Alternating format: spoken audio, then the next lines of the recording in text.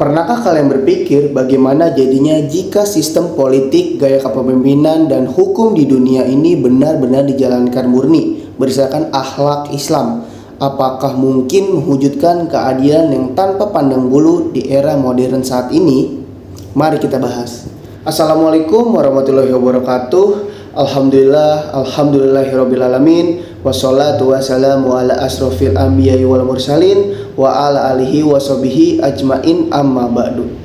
Pertama-tama marilah kita panjatkan puja dan puji syukur kehadirat Allah subhanahu wa ta'ala, karena berkat nikmat dan karunia-Nya sehingga kita dapat menonton video ini dalam keadaan sehat walafiat. Salawat serta salam juga kita junjungkan kepada Nabi besar kita Habibana Muhammad sallallahu alaihi wasallam. Perkenalkan, nama saya Eko Baron Setiawilujeng dengan NPM 2022-21500-294 dari kelas RE semester 8 Program Studi Pendidikan Bahasa dan Seni Fakultas Pendidikan Bahasa dan Sastra Indonesia di Universitas Indah Prasta PGRI. Video ini dibuat untuk memenuhi tugas mata kuliah Akhlak dan Etika yang diampu oleh Bapak Asad STHI MPD. Pada kesempatan kali ini saya akan memaparkan tugas individu perkuliahan Akhlak dan Etika mengenai tema yang sangat penting dalam kehidupan berbangsa dan bernegara, yaitu demokrasi kepemimpinan dan penegakan hukum dalam perspektif Islam. Di era modern saat ini, kita sering kali disuguhkan dengan berbagai dinamika politik dan sosial. Melalui video ini, mari kita membedah bersama bagaimana Islam memberikan panduan moral yang paripurna mengenai ketiga hal tersebut. Bagi teman-teman yang menyaksikan video ini di YouTube, jangan lupa untuk klik tombol like, tinggalkan komentar, dan subscribe agar kita bisa terus saling berbagi ilmu yang bermanfaat. Mari kita masuk ke pembahasan poin yang pertama. Selamat menyaksikan. Memasuki poin pertama, yaitu mengenai demokrasi. Ketika kita sedang mendengar kata demokrasi, mayoritas dari kita pasti langsung mengaitkan dengan sistem politik barat, kebebasan berpendapat, atau proses pemilu. Namun, tahukah teman-teman bahwa Islam sebenarnya telah meletakkan pondasi sistem bernegara yang sangat demokratis jauh sebelum konsep modern barat lahir. Konsep ini dikenal dalam Islam dengan nama syuro atau musyawarah. Dalam Al-Quran, tepatnya pada surah Ali Imran ayat 159, Allah subhanahu wa ta'ala memerintahkan umatnya untuk selalu bersikap lemah lembut, bermusyawarah dalam memutuskan suatu urusan bersama.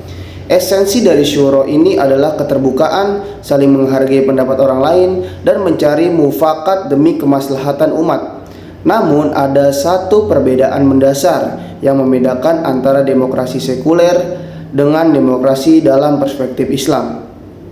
Jika dalam Islam, demokrasi barat menempatkan kedaulatan dan suara rakyat sebagai hukum yang paling tinggi, maka dalam perspektif Islam, kedaulatan tertinggi tetap berada di tangan Allah subhanahu wa ta'ala. Artinya, musyawarah dalam Islam dilakukan untuk merumuskan kebijakan publik yang tidak boleh bertentangan dengan batasan-batasan syariat. Dalam praktiknya, demokrasi Islam bertumpu pada tiga pilar akhlak utama. Yang pertama adalah al-huriyah, yaitu kebebasan berpendapat yang bertanggung jawab, bukan kebebasan yang kebablasan. Yang kedua adalah al-musawah atau kesetaraan, di mana seluruh manusia memiliki derajat yang sama di hadapan Allah Subhanahu wa taala tanpa membedakan ras, suku maupun status sosial. Dan yang ketiga adalah al-adalah, yaitu komitmen bersama untuk menegakkan keadilan bagi seluruh lapisan masyarakat tanpa tebang pilih. Ya, sekarang mari kita beralih ke poin kedua, yaitu kepemimpinan, atau dalam istilah Islam disebut al-imamah. Di ruang publik saat ini kita sering melihat jabatan atau kepemimpinan direbutkan seolah-olah itu adalah sebuah hadiah, fasilitas mewah, atau alat untuk berkuasa sewenang-wenang. Padahal dalam kacamata akhlak Islam, kepemimpinan adalah sebuah amanah yang sangat berat dan harus diwaspadai. Mengapa dikatakan berat? Karena setiap jengkal kebijakan yang diambil oleh seorang pemimpin kelak akan diminta pertanggungjawabannya secara mutlak di hadapan Allah Subhanahu wa taala di akhirat nanti. Rasulullah Shallallahu Alaihi Wasallam menegaskan hal ini dalam sebuah hadis sahih yang berbunyi, "Setiap kalian adalah pemimpin dan setiap kalian akan diminta pertanggungjawaban atas apa yang dipimpinnya.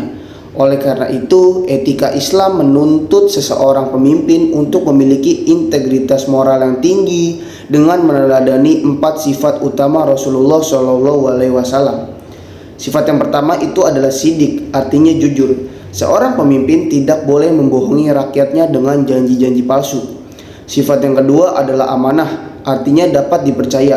Dia wajib menjaga uang rakyat dan urusan publik dengan penuh rasa tanggung jawab.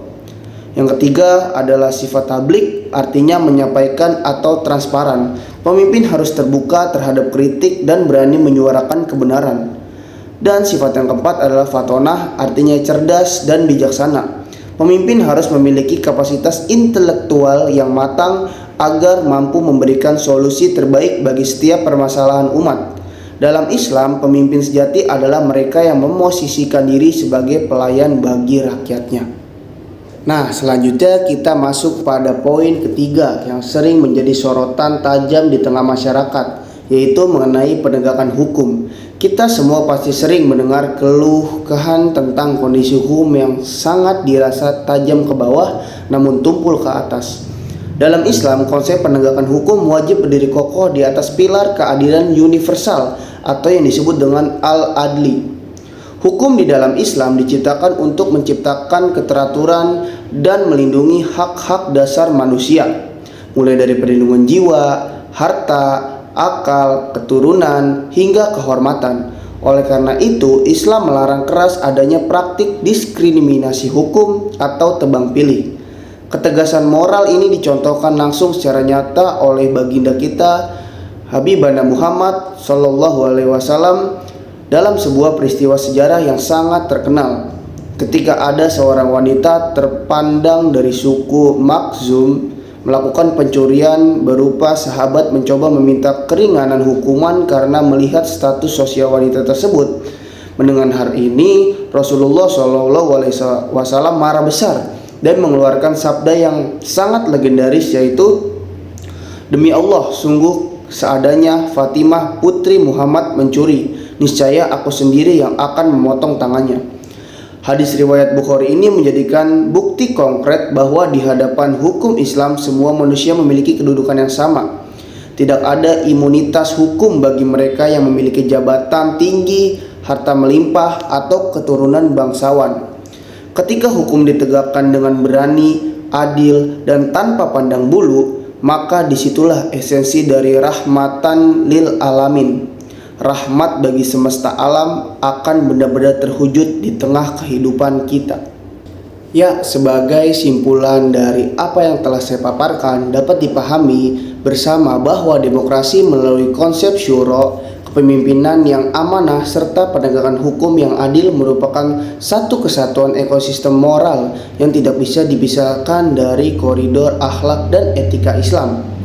Ketika elemen ini bukan sekedar teori politik biasa, melainkan instrumen ibadah untuk membangun peradaban masyarakat yang bersih, tentram, dan diridhoi oleh Allah Subhanahu wa Ta'ala. Demikian presentasi video tugas individu ini saya sampaikan. Saya mengucapkan terima kasih yang sebesar-besarnya kepada Bapak Asad STHI MPD atas bimbingannya selama perkuliahan, serta kepada teman-teman semua yang sudah menyimak video ini hingga selesai. Mohon maaf yang sebesar-besarnya apabila ada kesalahan kata atau kekurangan dalam penyampaian saya. Ingat, sebutlah namanya, tetap di jalannya. Sekian dari saya, wabillahi taufiq wal hidayah. Wassalamualaikum warahmatullahi wabarakatuh.